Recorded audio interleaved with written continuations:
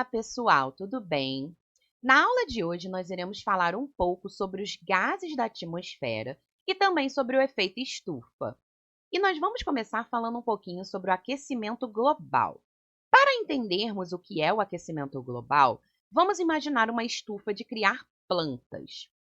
Quando observamos a estufa, as paredes e o telhado, geralmente feitos de vidro ou plástico transparente, permitem que a energia proveniente do Sol entre, porém dificultam a sua saída. Após o aquecimento da estufa pela luz visível do Sol, o infravermelho que é irradiado não consegue passar pelas paredes de vidro. Então, nós temos um calor refletido e, assim, a temperatura dentro da estufa aumenta. Na atmosfera terrestre, nós temos a presença de alguns gases, como o gás carbônico, o vapor de água e o metano, que atuam em escala global, dificultando a emissão de calor pelo planeta. Com isso, parte da energia proveniente do Sol fica presa na Terra, fazendo com que a temperatura do planeta seja superior àquela que seria esperada. Esse processo contribui para o aquecimento da Terra e é o que nós chamamos de efeito estufa.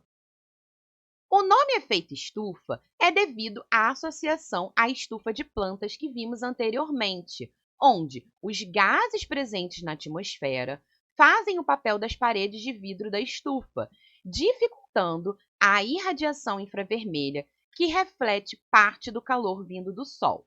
Então, o Sol emite a sua radiação, que é, em parte, absorvida pela Terra. Parte desse calor é dissipado e outra parte é retida pelos gases estufa que estão presentes na atmosfera terrestre. Acredite ou não, o efeito estufa é bom para o planeta.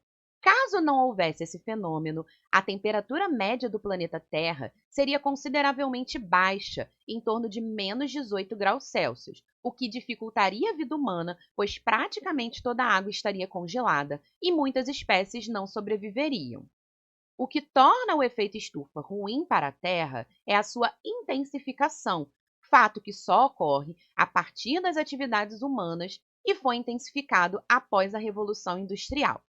Alguns fatores contribuem significativamente para o aumento do efeito estufa. São eles a queima de combustíveis fósseis, as atividades agropecuárias, o desmatamento e queimadas, o uso de fertilizantes agrícolas e também as atividades industriais. Mas quais são esses gases presentes na nossa atmosfera? Como já vimos anteriormente, o ar que nós respiramos é uma mistura de gases, e essa mistura geralmente tem a sua composição de 78% de gás nitrogênio, 21% de gás oxigênio e 1% de outros gases, sendo entre eles dióxido de carbono, argônio, vapor de água, entre outros. Vamos falar um pouco sobre cada um desses gases.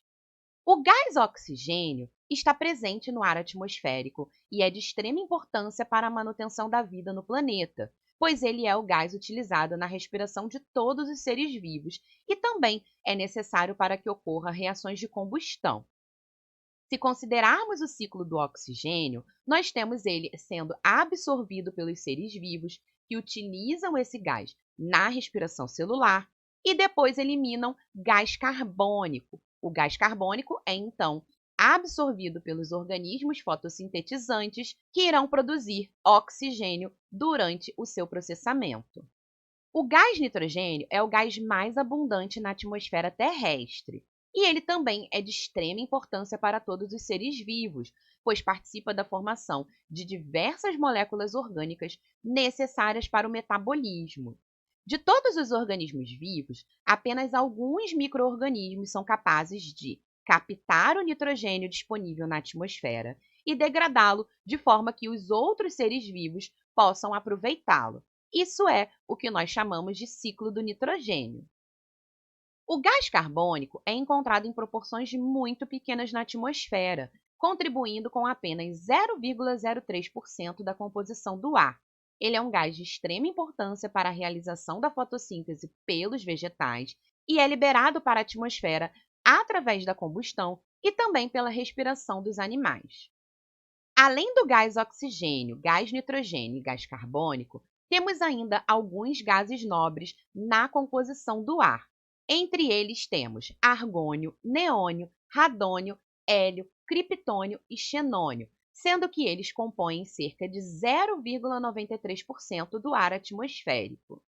O vapor de água, que também participa da composição do ar, provém da evaporação de águas de rios, mares e lagos, respiração dos seres vivos, transpiração das plantas, evaporação da água do solo e evaporação da água de dejetos, como fezes e urinas de animais. Quando a composição do ar atmosférico sai dentro desses padrões, nós temos o que nós conhecemos como poluição do ar. A poluição do ar se caracteriza pela liberação de qualquer componente que não faça parte da composição natural do ar, ou até mesmo de substâncias que estão na sua composição, porém em quantidades diferentes das normais. É comum chamarmos de poluição somente a liberação de partículas sólidas, como a fumaça, porém, alguns gases, como o gás carbônico, óxidos de nitrogênio e óxidos de enxofre, também podem ser poluentes atmosféricos. Nós vimos anteriormente que o gás carbônico em excesso, juntamente com os óxidos de enxofre e nitrogênio, contribuem para a intensificação da chuva ácida. Além disso, esses gases também contribuem para o aumento do efeito estufa, o que gradualmente está elevando a temperatura do planeta e aumentando o aquecimento global. Um dos mecanismos naturais de defesa do planeta contra a radiação proveniente do Sol é a camada de ozônio. A presença do ozônio no ar próximo à superfície terrestre pode ser bastante prejudicial, pois ele é um gás tóxico aos seres vivos. No entanto, a sua existência na camada de ozônio é muito benéfica, pois ele é capaz de reter boa parte dos raios ultravioletas emitidos pelo Sol, atuando como um filtro que protege os seres vivos da sua incidência. A camada de ozônio situa-se entre 20 e 30 quilômetros de altitude e possui cerca de 10 quilômetros de espessura. E como funciona a camada de ozônio? O Sol emite radiação em diversas frequências. A camada de ozônio consegue filtrar ou até mesmo reter algumas dessas radiações. Os raios do tipo UVC são 100% absorvidos pela camada de ozônio e, portanto, não atingem a superfície terrestre. Os raios do tipo UVB são 95% absorvidos e os do tipo UVA têm apenas 5% de absorção pela camada de ozônio. Isso faz com que boa parte da radiação emitida pelo Sol nunca chegue até a superfície terrestre. Os buracos na camada de ozônio são regiões da estratosfera onde a concentração de ozônio cai abaixo de 50%. Esses buracos são causados por gases poluentes, em especial o CFC, que são os clorofluorcarbonos, além de óxidos nítricos e nitrosos, e também o gás carbônico. Cada molécula de CFC pode destruir até 100 mil moléculas de ozônio. Por essa razão, através do Protocolo de Montreal, assinado em 1987, decidiu-se que o uso de CFC deveria ser totalmente banido até o fim do século XX. A camada de ozônio pode sofrer regeneração, pois o ozônio é constantemente formado na reação do gás oxigênio com radicais oxigênio que são formados pela interação dos raios ultravioletas vindo do Sol com o gás oxigênio da atmosfera. Aqui nós temos um infográfico mostrando a evolução do buraco da camada de ozônio.